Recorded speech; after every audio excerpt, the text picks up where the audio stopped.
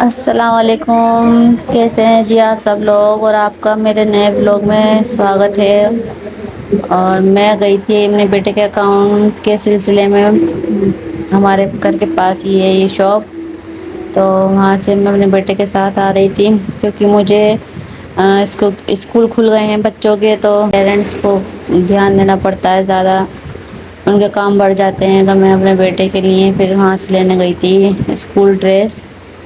और वहाँ पे मौसम इतना प्यारा हो रहा था शाम के टाइम कि बस मैं क्या बताऊँ, बहुत ही प्यारा मौसम हो रहा था। लेकिन बादल एकदम काले हो रखे, मतलब दिन था, दिन में रात हो गई थी, ऐसा मौसम हो रहा था। तो मैं बस जल्दी जल्दी से लेके अपना सामान मैं वहाँ से, मैंने जल्दी से चलूँ, कभी मैं भीग जाऊँ रास्ते में। तो मैं जल्दी से वहाँ से निकली और रिक्शे वाला बेचारा भैया वहीं खड़ा हुआ था, उसने मुझे उठा लिया।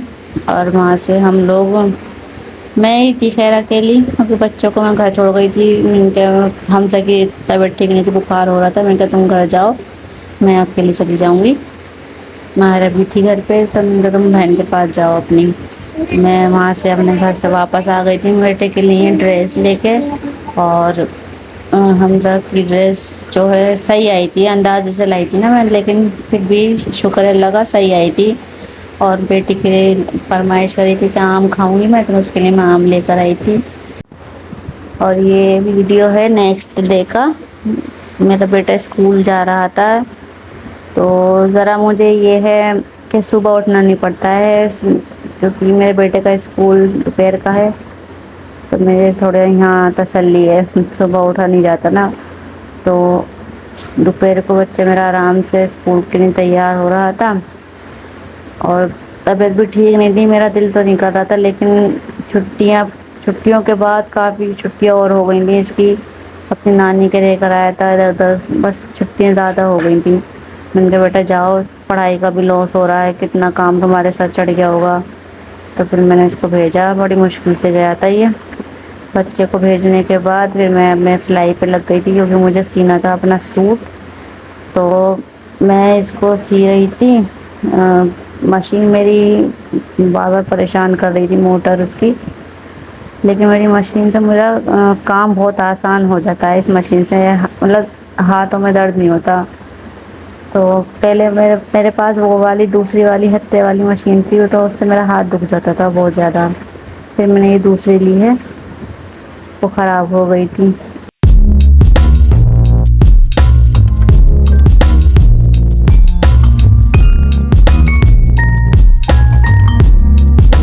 सिलाई करते करते भूख लगने लगी थी, माहिरा को भी भूख लगने लगी थी, कह रही मम्मी भूख लग रही है। तो मेरे पास्ता रखा था, वही मैंने बना लिया, क्योंकि हस्बैंड थे नहीं, लड़के को मैंने बना के दे दिया था। वो अंडा पराठा ही खाता है, इसे शौक से मैंने अंडा पराठा बना के दे दिया था, और हम लोगों ने ये बना खा लिया था। माहिरा को भी मैंने यही दे दिया था, क्योंकि माहिरा शौक से खाती है। फिर उसके बाद मैंने सूट जो सिया था वो मैंने फ़ौरन ही पहन लिया सीने के बाद अपने नहा धो के। मैंने कहा देखूँ कैसा लग रहा है, तो अच्छा लग रहा था, माशाल्लाह बहुत अच्छा सिला था सूट मेरा।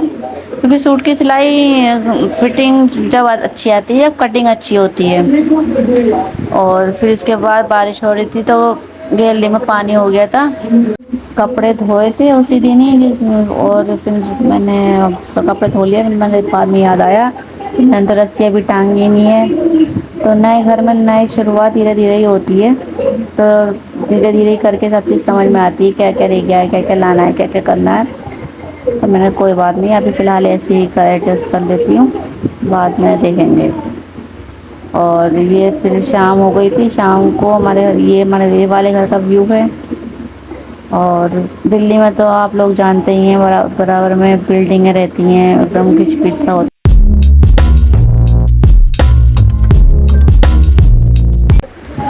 मैंने कहा अब शाम की तैयारी, मैंने कहा शाम की खाने की तैयारी करती हूँ। शाम को मैंने बनाया था दाल गोश्त फिर से, क्योंकि हमजा कह रहा था अम्मी वही बनाओ। वो तो यूँ ही कहता है कि अम्मी वही बनाया करो, हर वक्त कुछ और मत बनाओ, बस वही बनाया करो। मैंने कहा हाँ बेटा सही कह रहे हो, तुम्हारी पसंद की बनेगा बस। लेकिन फिर मैंने कहा चलो बना लेते हैं, बेटा वैसे भी कुछ खाता नहीं है, बहुत परेशान करता है खाने में।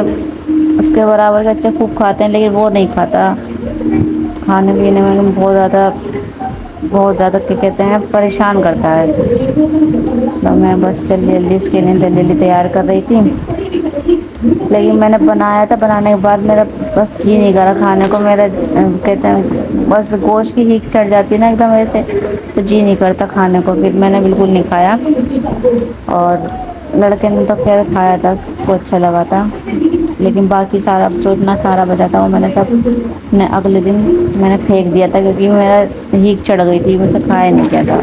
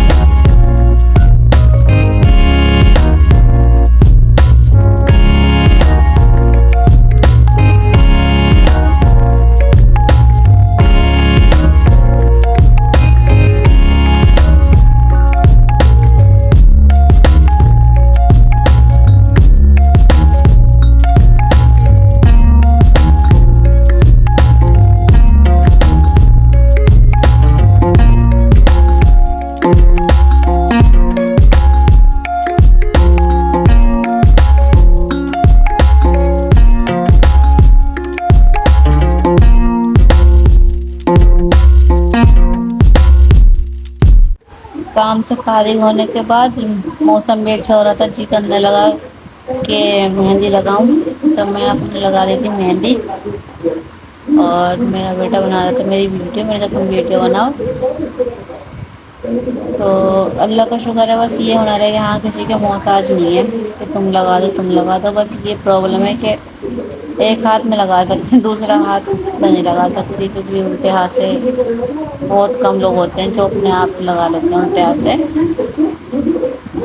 मैंने तो खैर अपने आप एक हाथ मैंने माहिरा को सौंप दिया, मैंने कहा रोज़ तुम्हें करना है तुम करो, मेहंदी लगाओ बिगाड़ो कुछ भी करो। माहिरा ने अपने फुल मेरे हाथों का इस्तेमाल करा, वो अच्छा करके उन्होंने। और मेरी मेहंदी आपको कैसी लगी है, अगर अच्छी लगी तो कमेंट ज़रूर करके बताना। मेरी वीडियो को लाइक ज़रूर करिएगा, सब्सक्राइब करिए जो जो मेरी इस वीडियो पे विज़िट करते हैं।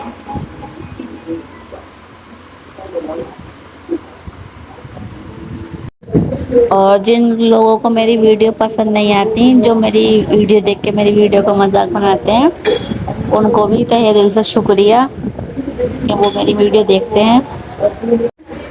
क्योंकि मेरे पे ज़्यादा फ़र्क नहीं पड़ता, क्योंकि लोगों का काम है कहना, और लोग कहेंगे, तो किसी की बातों के पीछे चलने से अच्छा है कि अपने आगे ध्यान दिया जाए।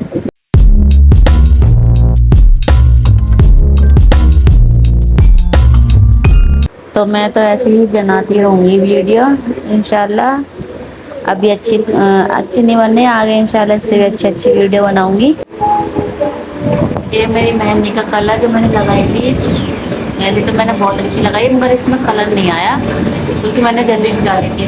तो मैं इस पर जो है दोबारा आउटलाइन कर लूँगी। और मेरा वीडियो आपको कैसा लगा हो तो कमेंट करिए, शेयर करिए, सब्सक्राइब करना बिल्कुल मत भूलिएगा।